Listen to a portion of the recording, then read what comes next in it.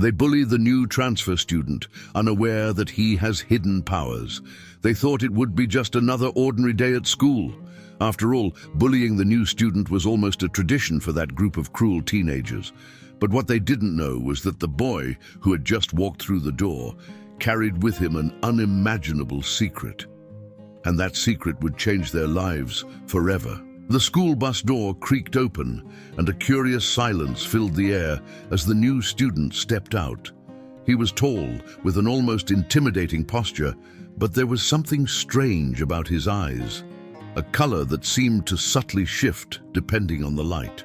The principal introduced him to the group quickly and coldly. "This is Aaron, our new transfer student. I hope you treat him well." But as expected, in a school where appearances dictated social rules, Aaron was not well received. His backpack was worn out, his clothes seemed different, and unlike the others, he avoided eye contact. It was as if he didn't want to blend in, as if he were there out of pure obligation. The first few hours passed without major incidents, but the sharp eyes of a group of bullies had already detected his weaknesses. At lunch, while Aaron ate alone in a corner of the cafeteria, the whispers began. "Just look at him. He looks like a lost bug. That hair, has he never seen scissors? I bet he's from some weird place, like the end of the world." Aaron didn't respond. He simply continued eating in silence, as if he were used to those kinds of comments, but deep down, he felt the weight of being in a place where he wasn't welcome. When gym class arrived, things got worse. The coach asked the students to pair up to play basketball. No one wanted to team up with Aaron. The group of bullies, led by Marco, the most popular boy in school, took the opportunity to isolate him even more. "Hey, newbie, don't mess up the game, okay? Just watch and learn how we play here." But there was something they couldn't imagine. Aaron wasn't there to compete or to fit in. He had a mission, and if it depended on him, he would protect his secret at all costs. The next day began like any other. Students filled the hallways with laughter and chatter, but for Aaron, it was just background noise. He walked with his gaze fixed on the floor, carrying his old backpack, when suddenly he felt a strong hand shove his shoulder. "What's up, weirdo?" said Marco, blocking his way along with his group of friends. Aaron slowly raised his eyes with a calmness that seemed to irritate the group even more. He didn't respond. He just stepped aside, trying to go around them. But Marco wasn't about to let him pass so easily. "What now? Are you mute too?" Marco mocked as the group behind him burst out laughing. One of the boys in the group, a big, burly guy named Raul, grabbed Aaron's backpack and held it up like a trophy. "Oh, look at this! What's in here, weirdo? Your space lunch?" Aaron tried to get his backpack back, but Raul tossed it to Marco, who caught it easily. The cruel game began. They passed the backpack back and forth while Aaron watched in silence. "Tell us, what planet are you from? Because you definitely don't belong here." Suddenly, something strange happened. When Marco threw the backpack again, Aaron stepped forward with impressive speed and caught it mid-air. His eyes glowed just for a second, with an intensity no one could explain. "Enough." His voice was low, but so firm that even Marco was speechless for a moment. The group exchanged uneasy glances, but the tension broke when Marco burst out laughing. "What are you gonna do if we don't stop, weirdo? Use your superpowers." Aaron didn't reply. He simply turned around and walked away, leaving the group with an uncomfortable feeling they couldn't explain. Something in the air had changed, but none of them understood it. Not yet. That was the start of the conflict. But the bullies didn't know they had crossed a line they would soon regret. The news of the confrontation between Aaron and Marco's group spread quickly throughout the school. Although no one had witnessed exactly what happened, the rumors grew. Some said the new boy was a weirdo with some kind of problem. Others claimed he had scared Marco with a strange look. Marco, furious about what he considered humiliation, decided to take the matter seriously. "We can't let a nobody like him think he can stand up to me," he said to his group while they planned their next move. The moment came during science class. The teacher, distracted while reviewing documents at his desk, didn't notice Marco and Raoul passing notes to Aaron. The papers, filled with drawings of green aliens and phrases like, "Did you forget your flying saucer?"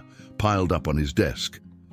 Aaron didn't react, but those watching closely noticed his hands clenching under the table. Later, during lunch, the bullies decided to take things to the next level. While Aaron was waiting in line for his food, Marco and Raoul sneaked up on him. Before Aaron could realize it, Raoul stuck out his foot, making him trip. Aaron's tray crashed to the floor with a loud clatter, scattering food everywhere. The entire cafeteria erupted in laughter. Marco feigned sympathy, leaning toward him as Aaron slowly got up. "Oops. Sorry, man. That was an accident. Although now that I think about it, why not eat off the floor? You're probably used to it." Aaron looked at him, and for an instant, Marco's laughter froze. There was something in those eyes, a flash of energy that left him uncomfortable. But Marco, stubborn as ever, didn't back down. "Come on, everyone's watching. Don't you want to give them a good show?" Aaron simply picked up his tray, placed it on the counter, and left the cafeteria. But as he walked down the empty hallway, something inside him began to change. His body trembled slightly, and an intense heat grew in his chest. He closed his eyes and took a deep breath, trying to control what was about to be unleashed. Meanwhile, Marco and his group laughed among themselves, convinced they were in control. What they didn't know was that every insult, every push, and every humiliation was pushing them closer to the edge of something they couldn't imagine. That night, in his room, Aaron sat in front of the mirror. His eyes glowed again, this time with a deep blue light that illuminated the entire space. His skin seemed to change for a brief moment, revealing a silvery texture under the light. "I must resist," he thought to himself. "I can't let them find out who I am. Not now." However, something told him that the conflict wouldn't end there. And he was right. Marco and his group were planning something even bigger. The tension was palpable the next day. The school hallways seemed noisier, as if something big was about to happen. Marco and his group were more confident than ever, armed with a new plan to humiliate Aaron publicly. This time, they wanted to make sure everyone saw it and joined in the mockery.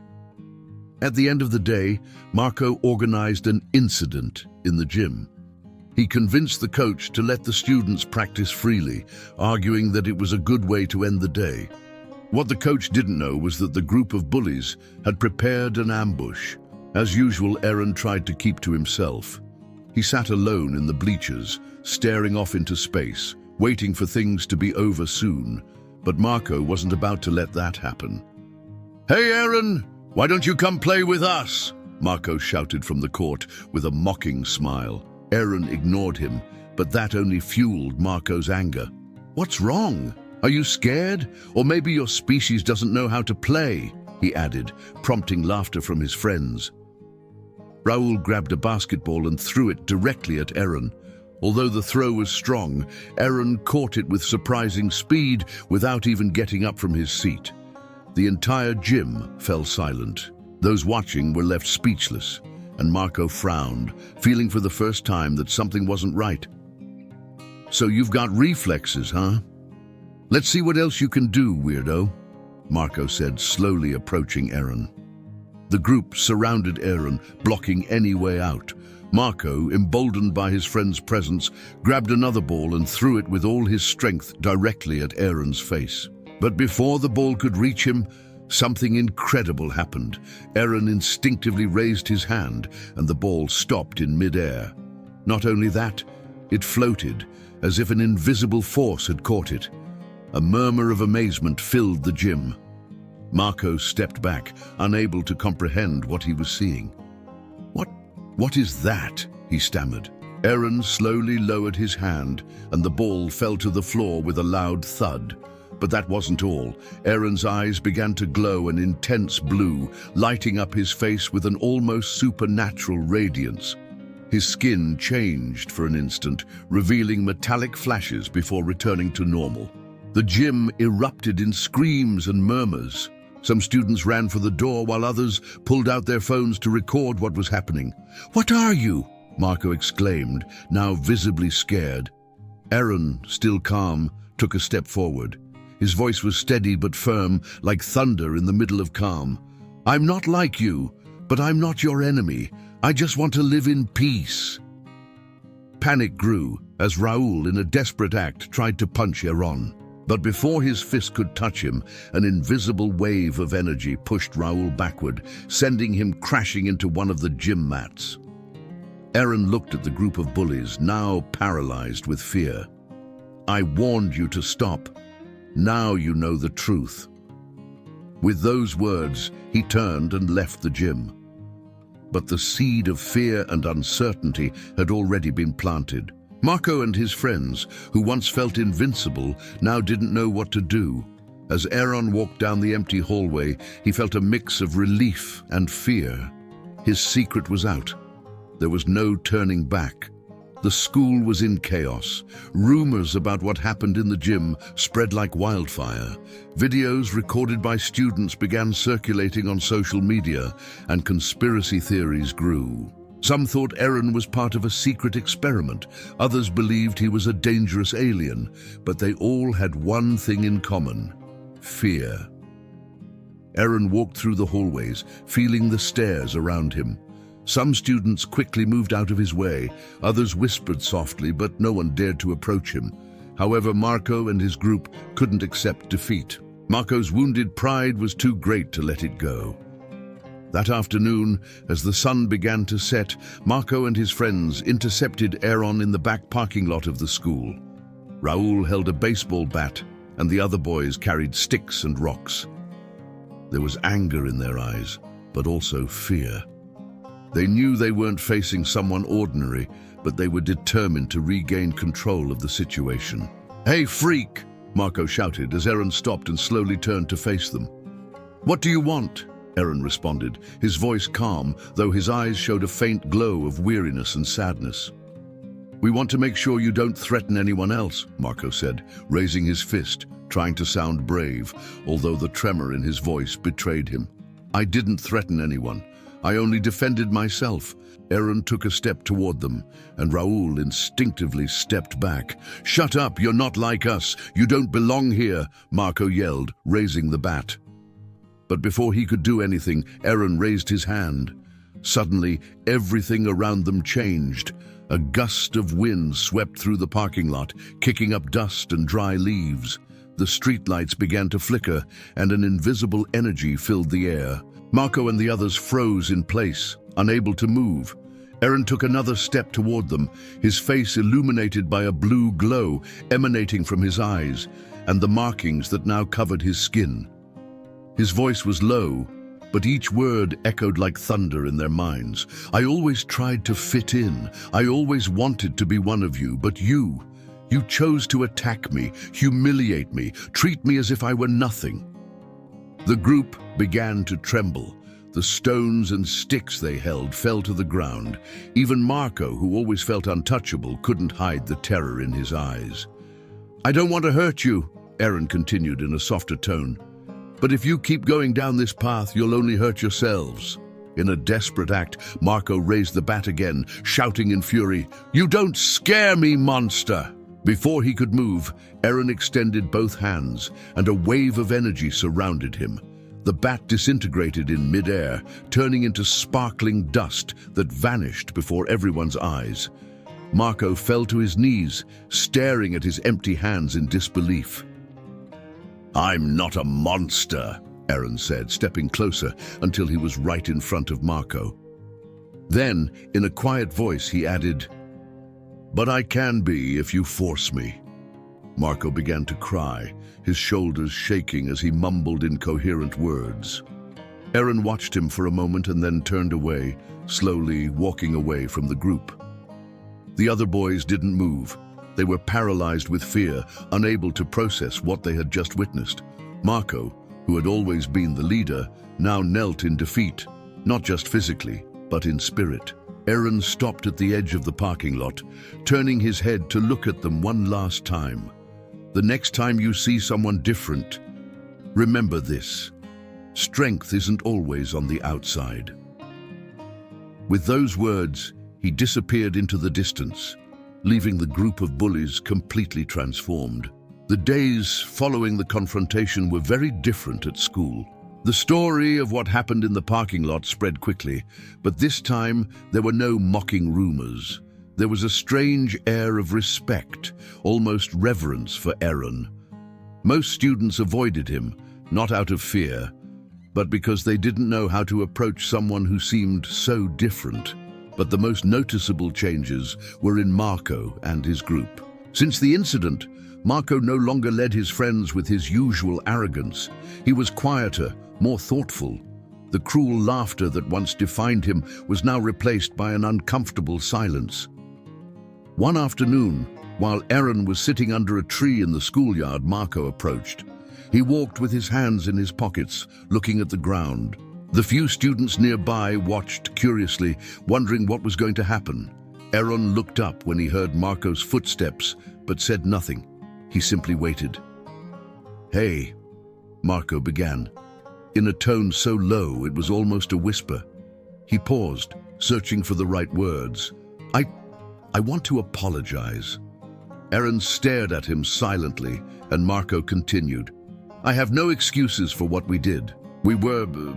I was an idiot. I wanted everyone to see me as strong, as a leader, but I was just a coward who needed to make you feel small to feel big." There was a long silence. Aaron finally spoke, his voice calm but firm. "It's not me you need to prove you've changed to. It's everyone else you hurt, not just me." Marco nodded, clearly relieved that Aaron hadn't rejected him entirely. But Aaron wasn't finished, and an apology isn't enough. Change means proving it with your actions. Aaron's words resonated with Marco, who nodded once more before walking away, promising to do things differently. In the days that followed, Marco and his group started behaving differently. They helped younger students, stood up for those who were bullied, and looked for ways to right their wrongs. It was a slow but genuine change. Meanwhile, Aaron also experienced a change. Although he initially kept his distance, he slowly began to open up to others. A group of students, intrigued and inspired by his story, started speaking to him kindly. Some even sat with him at lunch, not out of fear, but because they genuinely wanted to get to know him. One afternoon, while walking down the hallway, a small group of children approached him with an innocent question.